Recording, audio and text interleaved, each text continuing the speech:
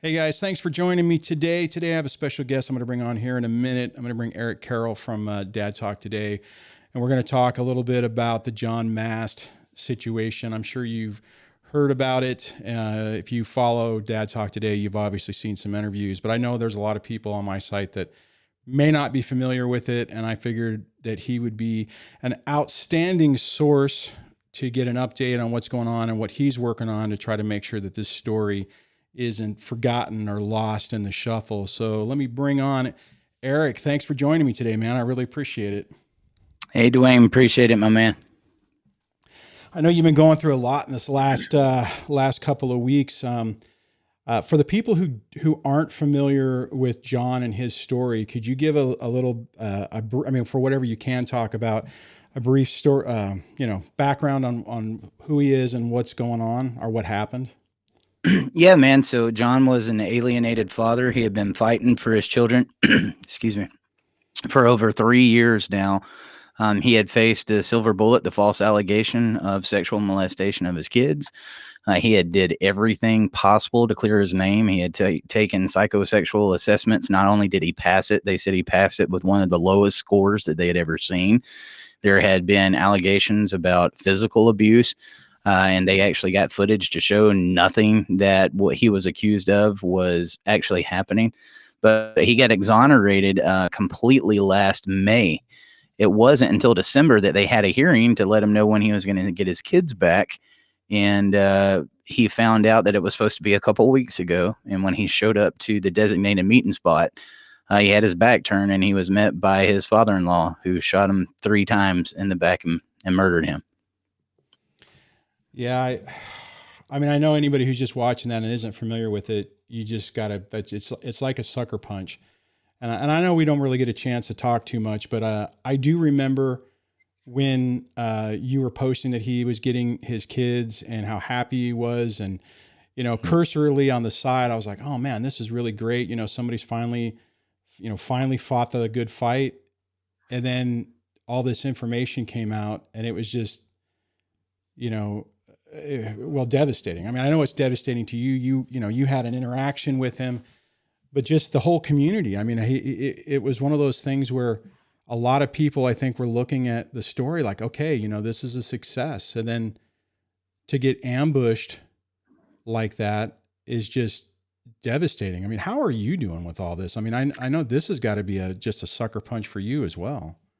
It's rough, man, because, I did a Thanksgiving marathon for alienated parents, and John was the first person on there. So I just spoke with him a couple of months ago, and I had spoke with him many times before over email.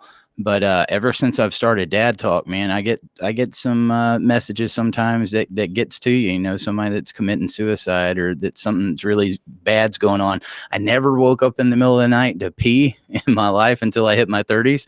But now I do several times a night. And the first thing I do is check my phone. And it's because of situations like this. And that's what happened that morning. I checked my phone and I had got a message from John's sister who John had told her about me, and they knew about it and she wanted me to hear the news. And I lost it, man. I mean, that was one of her brothers. And it's one of those, if you're alienated and you've been going through something like this, I think it makes everybody stop and think that could have been me. Oh yeah. So I mean, definitely. I know a lot of people who get paranoid about stuff like that, I mean, it's a tough one, right? I mean, I've seen I saw one of your shows that you did the interview with the attorney. I've seen some of your updates that you've posted, and guys, if you're not familiar, swing on over to Dad Talk Today on Facebook and on YouTube. Make sure you subscribe, and you can check out those interviews. I'll put links in the show notes in the description later, so you can follow up on it if you haven't seen it. But anyways, I just, because we do similar things, right? I mean, with our channels and stuff. And I know for me, I was looking at going, man, this is cool. I mean, this would be a good guy to talk to, cause he's persevered through it. He's gone through the 3 years. I mean, I have coaching clients right now who are going through the false allegations, the molestation of their kids that has been unfounded and stuff. And you don't, I mean, you don't necessarily think about this. And if you are this being a possibility, well, I was going to say a minute ago is, I mean, there was a period of time in the early part of my thing that I was starting to get paranoid thinking, my ex doesn't want me breathing anymore. I mean, could she do something, to do that? And you just, I mean, you can't live in fear, but at the same time, I mean, when something happens, I mean, and this was a complete ambush, I mean, it was, I know that I was just looking at the news articles. Well, let me ask you this. So, I'm assuming you can't say some things. I'll ask you this. What do you know the status of the father-in-law? And depending on your answer, then I can either just go from what I was reading or what you know. The father-in-law is in jail. He was arrested and he has admitted to the murder. Okay. Yeah, that's what I saw. He's still being held. Capital. They're still. What I read earlier is they're still trying to decide whether they're going to pursue the death penalty. But for all intents and purposes, it was absolutely premeditated. I mean, he planned it. He told, from what I read, he told the police officers that arrested him on the scene that he didn't leave. He just stayed there. That's what he was there to do. Yep. I mean, yeah, and he admitted that. Yep.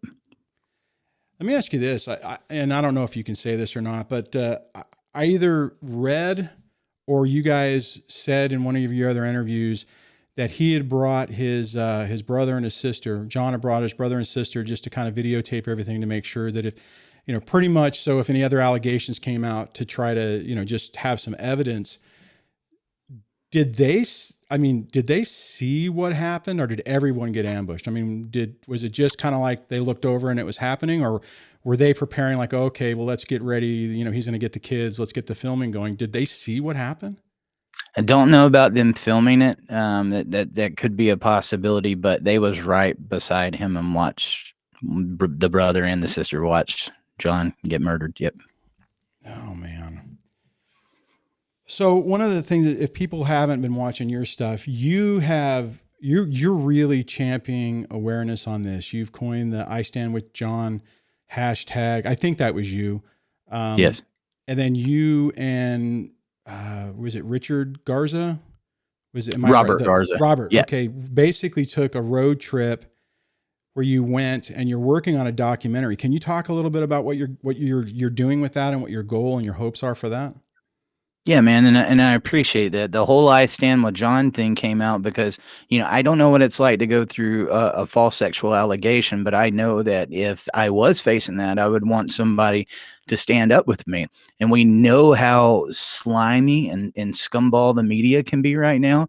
And knowing that John had cleared himself in every way possible, just the fact, there's a reason they call it the silver bullet, because he had faced this false allegation. Even if they can prove their innocence, you're always going to have that black cloud over your head.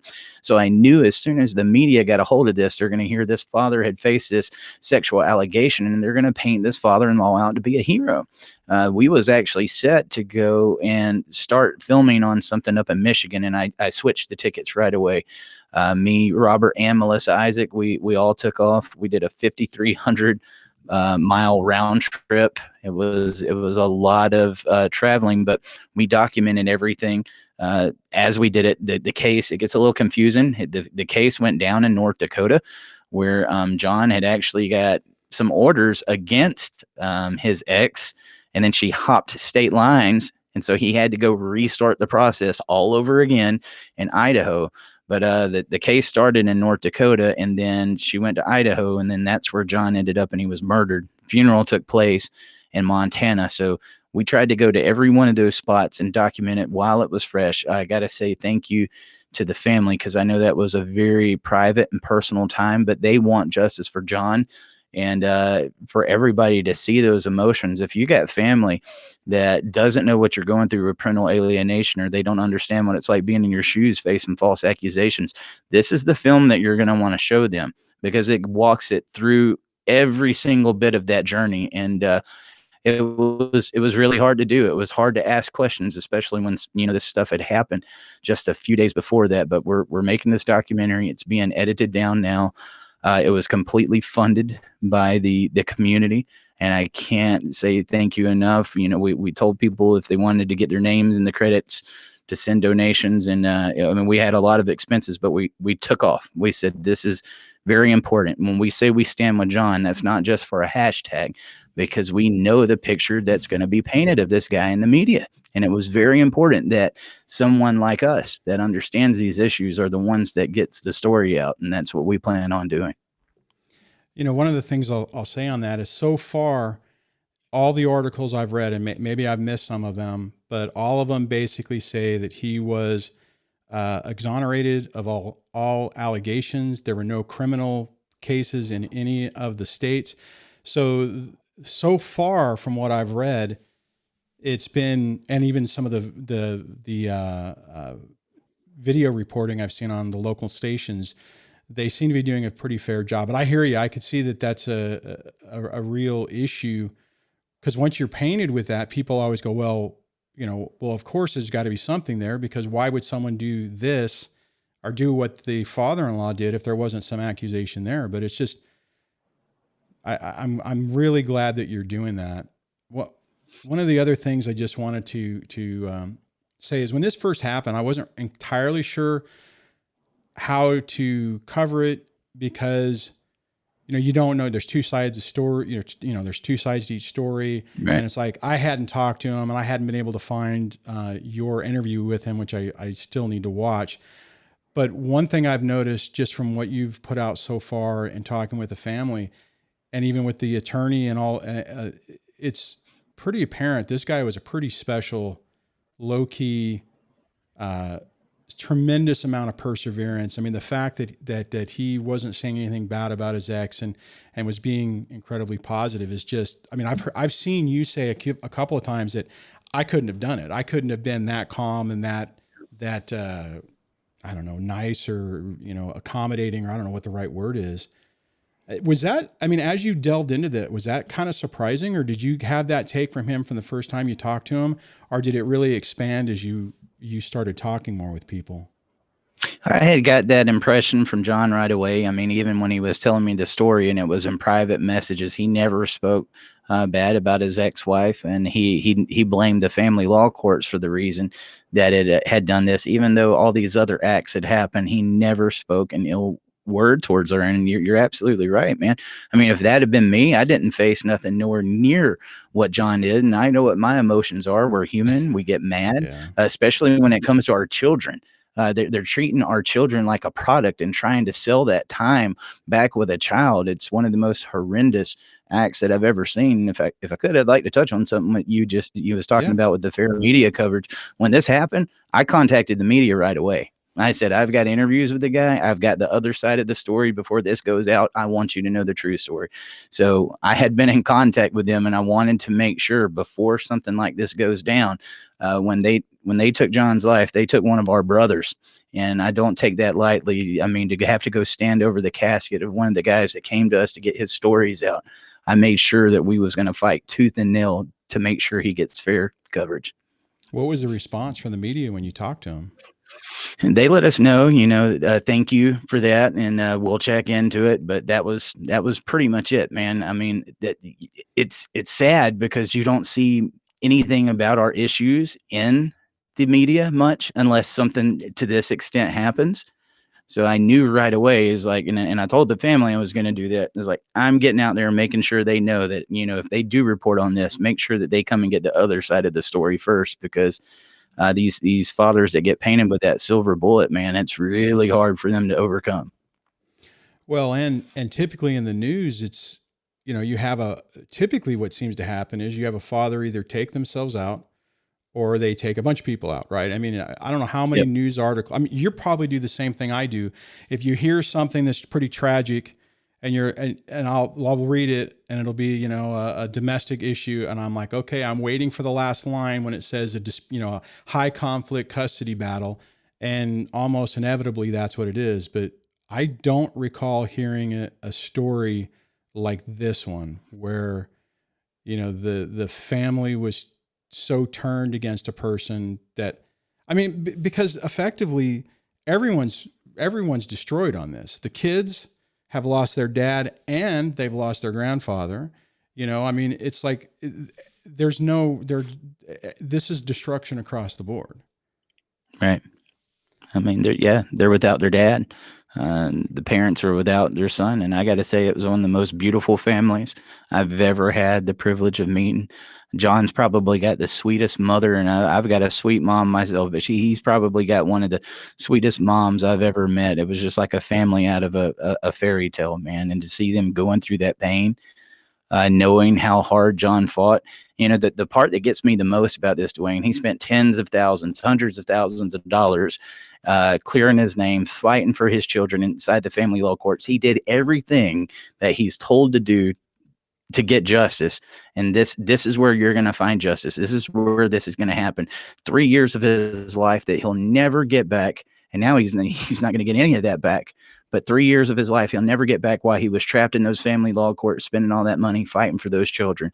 And for him to face this, I mean, it's one of the biggest injustices I've ever seen. The government really needs to wake up. They tell us to come to them and do things, the way that they have it mapped out. But this is a failed system. It's broken, and they need to wake up before more incidents like this happens to other fathers. Well, I think the problem, well, not the problem, but I mean, one of the issues is that the system isn't geared up for people to lie like this. It's set up to think that if you bring up you bring up something, that you wouldn't just lie about it. Right. I mean, there's got to be more reform or changes. This should have never happened. I mean, the fact I heard you say the other day when you were talking with, what's the attorney's name? Kevin Hickey. Kevin Hickey. So when you were talking with Kevin, you had said that, or he'd brought up the fact, like, and you mentioned earlier that he had initially won custody and the accusations were, basically thought BS, but she left. I mean, she grabbed the kids, left, and they let the jurisdiction change. And then he got caught in the machine where instead of somebody saying, hey, wait a minute, this doesn't sound right, they ran his life through hell for 3 years. It's just, and then for this, I mean, it's just, it's tragic. And I really appreciate what you're doing, because a lot of times when I talk about something, I want there to be a positive at the end. It's like, okay, here's a story and here's the takeaway of something positive. And there is nothing positive on this, but what you're doing is potentially the positive, getting the information out there. Hopefully you've been talking about a John's Law or something to really do something different with that. That's the legacy that can make this whole tragic situation worthwhile. Yeah. And John was a quiet guy, man. He wasn't somebody that spoke, but when it came to this issue, he was very outspoken about it. If you go down his Facebook wall, you'll see time and time again resharing about Dad Talk, wanting to see the laws changed. I know this is something that he would want to see. He believed in this fight and what we do. I believe John does need to have a law in his name. I'm planning on going and talking to some lawmakers next week while we're at CPAC and telling them about this story. And that's going to be another, big importance of why we're doing this documentary. It's not so we go make a film or make a documentary. This tells the other part of the story that they rarely ever get to see. Most of the time, they don't care about our issues because they've never faced it. But let's show them what it's like to be a family member that just lost a son, that just lost a brother, that had to witness this going down. And for those children, we want to make sure we got this documented to let them know just how much their father loved them, because we don't know what story they're going to be told. And John's not around to do it anymore. I think one of the most heartbreaking parts of this, Duane, is while he was on my show, I asked him, since it was Thanksgiving, done been exonerated in May. He should have had his kids for Thanksgiving, not sitting there talking to me. Yeah. But he's on there talking about that, and I'm like, John, you've been going through this for years now. What have you did to keep your head sane? Have you documented anything so your children get to see what's going on? And he talked about these journals that he had been writing them. And so when this first happened, I mentioned to the family, I was like, John told me he had journals for those kids. Make sure to find them. And they found them. And we've made a couple of posts, and you can just read the pain on those pages of what he was going through. Many times and I said at the service, they say parental alienation is like grieving the loss of a living child. Here we are grieving the loss of one of our brothers. Parental alienation is child abuse. And many times people say, oh, you got to keep it about the kids. Well, it's about the parents too. John should have never went through this. This was abuse to him in every single way. It was financial abuse. It was mental abuse. There was many parties that was affected by this. And, we've got to do something, man. We can't let this just keep going on. I'm glad the community is woke up right now. This has been getting international attention, but we've got to get attention on these issues before stuff like this happens. No, I agree with you, man. And it's sad how many people have had to suffer through this. I mean, hell, you're still suffering through it. And these stories pop up and people go, oh my God, that's tragic. And then they move on and there's something else and it falls through the cracks and they don't remember it. I mean, I think what you're doing with this cause to try to make sure that doesn't happen is extraordinary. And one of the questions one of the issues I brought up, and you kind of just mentioned it, is that you just recently, our Dad Talk Today has been just recently asked to go to CPAC, which is, I think, next week. So congratulations on that. And how are you going to incorporate this I Stand with John with that? I mean, is that going to be a big push when you're at CPAC? I think so. Navigating the political landscape is like, it's one of the hardest things to do, man. But I know there's going to be some of the Dakota governors and senators and different people mixed in there. So anybody that I think I can get an audience with to tell them about John's story, we're going to do it. This is the second year that Dad Talk has been invited to be a part of the media at CPAC. Last year, we was in between Sirius XM and Breitbart, and here's Dad Talk Today in between. Just goes to show you they was excited to hear from us. They're hearing about our issues. People are starting to wake up. They're starting to listen. And the more that we can grow this awareness, guys, we can get some laws changed so that fathers like John never have to go through this in the first place. I've said from the very beginning, Dad Talk's one of those shows that I want to end eventually so I can go on and talk about other things. Like, let's get some solutions. And I mean, we shouldn't even have to be doing this in the first place. It's our kids. Yeah.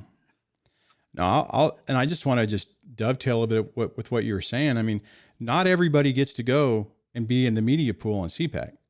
No, I know of plenty of shows that got turned down, and they were bigger shows than us. They got a much more massive following. No, this was a personal invite. Deal. Yeah, I mean, this is a huge victory. I mean, when you did it last year, I think it was, I mean, you didn't start on Media Row. Somebody basically was like, wait a minute, why aren't you? Right? I mean, so people. Yes, the organizer. So I got on a couple of different shows to interview, and yes, the organizer heard about it, and then he came and asked us if we would be on Media Row, and that was my first political event I've ever been to, and didn't have no camera equipment, nothing there. Luckily, there was a guy inside the same community. Never met him before. He was brought up there to work on stuff. He was sitting there on day 2, hadn't done a single interview, and he was getting a little frustrated. He was like, why am I even here? And then when he heard about this opportunity, he's like, I got a camera. We can set up. I went and printed up a Dad Talk Today banner for $200 at the little FedEx office down there. It looked kind of pitiful, to be honest with you. But we set that up, man, and we interviewed so many people and talked to them about our issues. And it became one of the most popular issues there. When it comes to the Republicans, the probably number one issue that they are familiar with is the fatherless issue. Yeah. So that was a really hot topic because they got some of their candidates to talk about it.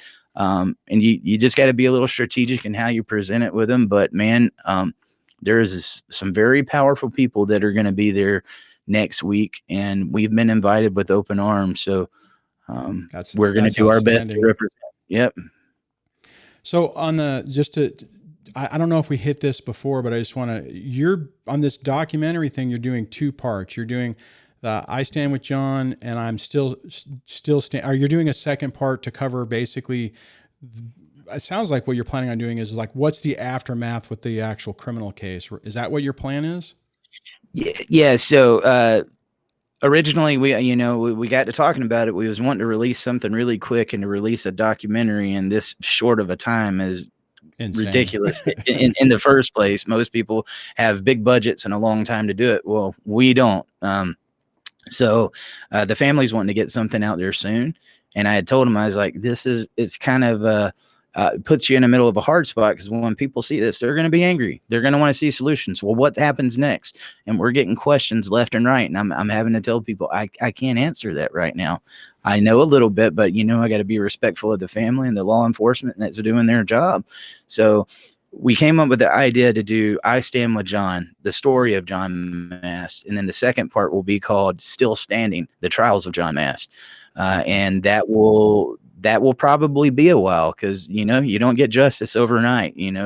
Sometimes it takes a while, and then we're going to be doing this same thing, self-funding, and, trying to get the donations in there and get this going. But this is probably going to be quite a process before that one plays out. I'm hoping it's sooner than later that this thing can be wrapped up, but the system we're in, man. Yeah, it's going to be slow. Do you know if his family is going to get to see the kids at all, or is that going to be a big court battle too? I can't answer that right now, man. Well, I mean, I guess the easy thing is more than, or the assumption would be, with everything going on, the likelihood that the mom is allowing easy access is probably zero. So the only option would be to go to court to try to facilitate that. So, and I guess the thing is I'm sure the grandparents and the cousins and everything want those kids to know the legacy of their dad, right? So I'm assuming that's a goal of theirs. I can confirm that. Absolutely. And we asked them in some of the interviews, if there was anything they wanted to say to the kids, or to tell them just how much their dad loved them. So that will be in there, along with some of the journals that he wrote, and it's crazy, because sometimes, I'm sure you're this way, Duane, when we're doing this is hard, man, creating this kind of content and talking about these issues all the time. It can drive you nuts. And there's days that you just say, I want to give up. I don't know if it's helping anybody. And now, something like this happens, and it's like the only way we would have ever heard John's side of this is because he came on last Thanksgiving, and I was having it hard at that point in time. I was trying to find the motivation, and now it's like, had we not done this. No, you're right, man. Had it fallen through, it would have fallen through the cracks. It would have been I don't recall this story. Well, I guess I don't really watch much national news anymore, but I don't think it was really covered. So, it would have just been a couple of articles here and there, and just falling through the cracks. So I'm really glad that you had an opportunity to talk to him, and that you're actually doing this to just make sure that it doesn't fall through the cracks. So we want him to get it right. John was one of those, he did everything possible to fight the right way, proved his innocence. And, I'm not going to see him get painted in that negative light, or for them to kind of twist that story to get a sensational thing out of it. So that's what I said. I made sure to contact the media right away and let them know, like, we've got the actual side of this. If you need to report on it, reach out to us, because it would be easy to do, man. When it comes to the parents that are inside the family law courts, look, last year, stimulus checks, if you owe child support, you're not getting one. If you've been through a divorce, you're almost treated like a second-class citizen in this country. And I knew what was coming. I knew what was coming the second I heard the story. And we're not standing for it. We stand with John. It would be nice if mainstream media would actually pick this story up and cover it appropriately to really get some more awareness on it. So Eric, where can people find more information about what you got going on, and if they want to support what you're doing, or this documentary, where do they need to go? So Dad Talk Today on Facebook, Instagram. We're getting pretty big over there on Instagram too, and the YouTube. We're still kind of fairly new to YouTube, so we need as many subscribers and as much help as we can get. If you want to get your name in the credit, or maybe you want to put a message out there to your alienated child in the credits on this film, and you've been through something similar, reach out to me. The PayPal is localpress@yahoo.com, or Venmo, it's Lawrence. That's my first name. I can't believe I'm saying that on the show, but Lawrence-Carroll-8. And, or if you just want to reach out to us, we're going to need everybody's help, because I can tell you, just alone, the flights to Washington for all three of us was $1,000 a piece, man. There's no airports out there. I wasn't used to that. It's a completely different landscape up there. So just the travel alone is ridiculous. And luckily, we've got a lot of people that are volunteering their time to make this happen. So we're doing it on a shoestring budget, and we're planning on doing more stories like this. Cause I mean, getting to see the up close, personal picture, I think it brings a completely different dynamic and reality to what's going on. Last thing I just wanted to say is that, most of my audience is on YouTube. So if you go to Dad Talk Today and it looks like it's small on YouTube, but it's big on Facebook. You have like aren't you over 100,000 followers now on Facebook? We're at 250,000. Okay. Yeah. Right at 250,000. So guys, Eric is hustling. He's really working hard, producing this show. And so support him. And for the YouTube people who spend most of their time out on that, I would encourage you to hit the subscribe button and ring the bell so you get all the updates he's got going on. So Eric, thanks so much for hanging out with us today. I appreciate it, man. Hey, man, I appreciate it, Duane.